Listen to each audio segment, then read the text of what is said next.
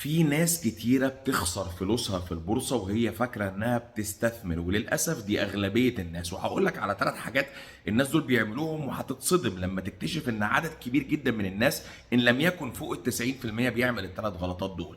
غلطة رقم 1 هي عدم الكونسيستنسي في الأرباح، بمعنى هو شغال باستراتيجية معينة، مرة تكسبه ومرة تخسره، شهر تكسبه وشهر تخسره، ومحصلته النهائية لما يجمع كله على بعض يلاقي يا اما مكاسب ضعيفة يا اما خسران اصلا يا اما مكاسب في الاول بالصدفة وبعد كده بيتحول للخسارة. دي مش استراتيجية استثمارية. قبل ما اكمل بس عايز افكرك ان في جروب تعليمي مجاني في الصفحة الرئيسية في القناة، جواه بوستات تعليمية كتيرة مش بحطها هنا، بالاضافة الى لستة للاسهم القوية ماليا طبقا لوجهة نظري الشخصية، وهذه ليست دعوة للشراء وهذه ليست نصيحة مالية، انما دي وجهة نظري الشخصية. وهتلاقي لسه للاسهم اللي بتوزع ارباح مرتفعه ومعلومات تعليميه تانية كتير مش بحطها غير في الجروب، بطلت احطها هنا.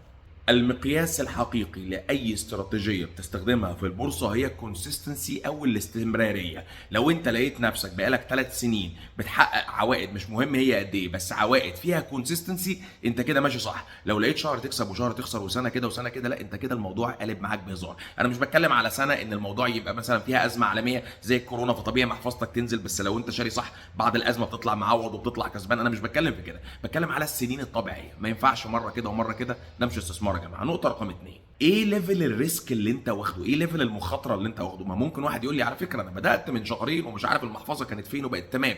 ايه ليفل المخاطره اللي انت واخده حتى لو انت لسه ما خسرتش؟ ما هو لو انت واخد ليفل مخاطره متهور او مرتفع جدا، واخد رفعه عمليه رهيبه، حاطط كل اسهمك في سهم واحد، محفظتك كلها على بعض عباره عن 3 اسهم، الاسهم كلها فوكس في قطاع واحد، قيمه سوقيه صغيره جدا، كل الحاجات دي بتخلي مخاطره محفظتك مرتفعه جدا. وعلى هذا الاساس المخاطره اللي بتتكرر كل يوم لازم هتؤدي الى مشكله في يوم من الايام، حتى لو كانت لسه المشكله ما حصلتلكش. فده برضو مش مقياس ان انا اعرف اعمل ارباح مرتفعه بمخاطره متهوره جدا. دي استراتيجيه غير مستدامه وهتؤدي الى الخساره بس على المدى الطويل برضو.